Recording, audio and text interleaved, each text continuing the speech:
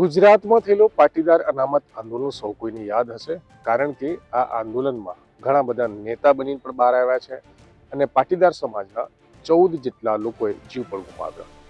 આ સમગ્ર આંદોલનમાં અનેક લોકો પર કેસો પણ થયા હતા. સમગ્ર ગુજરાતના અલગ અલગ શહેરોમાં અલગ અલગ પોલીસ સ્ટેશનમાં કેસ થયા હતા.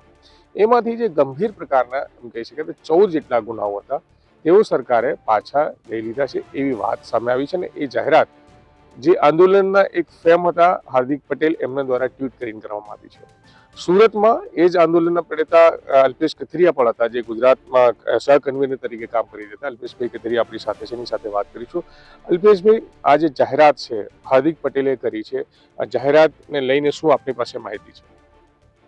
આમાં ગતરોજ સીએમઓ તરફથી દિનેશભાઈ બાંભણિયા અને બીજા લોકોને સીએમઓ તરફથી મંત્રાલય તરફથી જાણ થઈ છે કે એમાં 2017 પહેલાના જે ગંભીર કેસો હતા એવા 14 કેસોનો પરત ખેંચવાનો સરકારે નિર્ણય લીધો છે અને ટૂંક સમયમાં એની સત્તાવાર જાહેરાત પણ કરવામાં આવશે. અને એમાં અમદાવાદના 8 કેસો છે, ગાંધીનગરના 3 કેસ છે, 2 કેસ સુરત શહેરના છે અને 1 મહેસાણાનો છે. અને આ કેસોની અંદર 2 રાજદ્રોહના પણ કેસોનો સમાવેશ છે. 2 રાજદ્રોહ, ટોટલ 14 કેસ પાછા સરકારે લેવાની કેમ કે જાહેરાત કરી છે. હજુ કેટલા કેસીસ બાકી હશે સમગ્ર ગુજરાતમાં જે અંડર ટ્રાયલ છે કે પેન્ડિંગ છે? સમગ્ર ગુજરાતની અંદર 2017 પછીની વાતો કરીએ તો એમાં 60 થી 70 જેવા કેસો છે, જેમાં સુરતમાં જ માત્ર 30 થી વધારે કેસો છે. આવા કેસોને પણ સરકારે પરત ખેંચવા માટેની જે યાદી અમે જે આપી છે એમાં એ કેસો પણ છે. અને બીજી યાદી અને બીજી પ્રક્રિયાની અંદર આવા કેસો પરત ખેંચવાની પણ કાર્યવાહી સરકાર સકારાત્મક રીતે આગળ કરશે. તો સરકાર જ્યારે આપ આંદોલનકારી હતા ત્યારે સરકારમાં નહોતા, અત્યારે પાર્ટીમાં છો, તો આ પાર્ટીમાં આવવાનો ફાયદો છે કે જે સરકાર ફાયદો જે કેસ પાછા લઈ રહી છે? કેમ કે હાર્દિક પટેલ જે આંદોલનના એક ચહેરા હતા એ ધારાસભ્ય બની ગયા છે, એનો ફાયદો ખરો?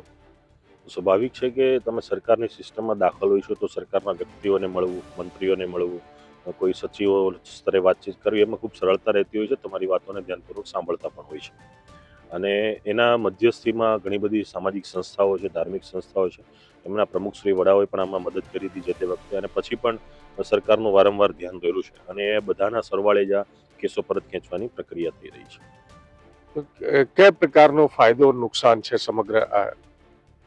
સમગ્ર પ્રક્રિયાની અંદર ઘણા બધા ફાયદાઓ પણ છે અને આનાથી ઘણા બધા જે યુવાનો છે, મહિલાઓ છે કે જેને નુકસાન જઈ રહ્યું છે કોર્ટ કેસ કાર્યવાહીમાં, જે લોકોનો સમય બગડી રહ્યો છે, સમય પણ બચશે. કોઈને એનઓસી છે, પાસપોર્ટ છે, નોકરી ગવર્મેન્ટની જે તકલીફો પડી રહી હતી તકલીફો દૂર થશે. તો આનંદીબેન પટેલની સામે ક્યાંક ને ક્યાંક આક્રોશ હતો જે તે સમયે, તો એ આક્રોશ પાટીદાર સમાજનો શાંત થઈ ગયો છે? જો આંદોલનની દરેક પરિભાષાઓ અલગ અલગ રહેતી હોય છે, ત્યારે ખૂબ ચરમસીમાએ આંદોલન હતું અને દરેક લોકોની અંદર એક આક્રોશનું અલગ વાતાવરણ હતું. તો સ્વાભાવિક છે કે જે કોઈ પણ સરકારો એને ભોગ બનવું જ પડતું હોય છે અને કોઈ પણ આંદોલનમાં આઝાદીથી આ બધું થતું જ આવ્યું છે. અને અત્યારની જે બાબત છે આખી અલગ બાબત છે. અત્યારે કોઈ એવી આંદોલનાત્મક પ્રવૃત્તિઓ પણ નથી થઈ રહી, એટલે સ્વાભાવિક છે કે અત્યારની સરકારને એનો ભોગ ના બનવો પડે. અલ્પેશભાઈ, કેસો તો પાછા સરકાર લઈ રહી છે, બીજા પેન્ડિંગ છે પણ લઈ લેશે, પણ 14 જણા જીવ ગુમાવ્યો હતો, તો એમનો શું, એમના પરિવારનો શું? 14 જણાએ જે જીવ ગુમાવ્યા છે, સ્વાભાવિક છે કે જીવને હું કે કોઈ પણ વ્યક્તિ અમે પરત નથી લાવી શકતા, પણ અમારી જે જવાબદારી છે જ્યાં અમે એમને મદદ કરી શકીએ ત્યાં એમને મદદ કરીએ છીએ.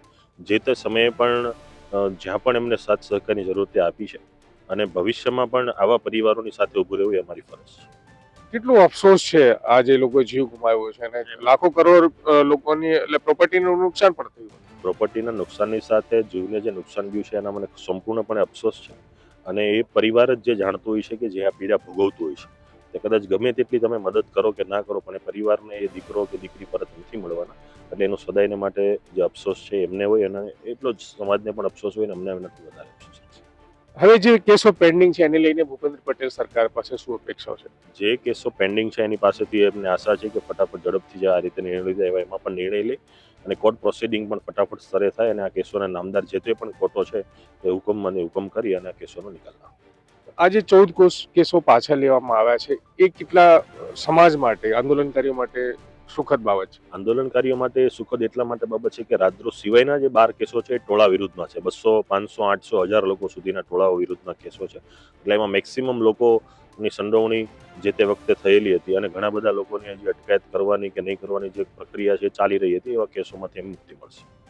અંતિમ પ્રશ્ન એ છે, સરકાર જે પ્રેશરમાં આવીને દબાવમાં આવીને જે આ કેસો પાછા લઈ રહી છે, તો એની પાછળ જે લોક કોણ છે? તમારા સમાજના લીડર છે કે આ આંદોલનકારીઓ? આંદોલનકારીઓ પણ એટલી જ મહેનત કરી રહ્યા છે અને સમાજના લીડરો પણ વારંવાર એટલી મહેનત કરી રહ્યા છે, પણ સ્વાભાવિક રીતે કે આંદોલનકારીઓએ વારંવાર સરકારને મળવાનું, એમને રજૂઆત કરવાની અને ખાસ કરીને વર્તમાન જે સીએમ છે ભૂપેન્દ્રભાઈ, એમને વિશેષ રસ દાખવ્યો છે, એટલે એમનો વિશેષ આભાર માનું છું. તો બિલકુલ અલ્પેશભાઈ કથિરિયા આપણી સાથે વાત કરી રહ્યા હતા ને, ગુજરાત સરકારે જે રીતે 2 રાજદ્રોહો સહિતના જે કેસો 14 કેસો પાછા લીધા છે એને લઈને ખુશી વ્યક્ત કરી રહ્યા છે, સાથે અફસોસ પણ વ્યક્ત કરી રહ્યા છે, કારણ કે આંદોલનમાં 14 જણાએ જીવ ગુમાવ્યો હતો. સંજયસિંહ રાઠોડ, ગુજરાત તક, સુરત.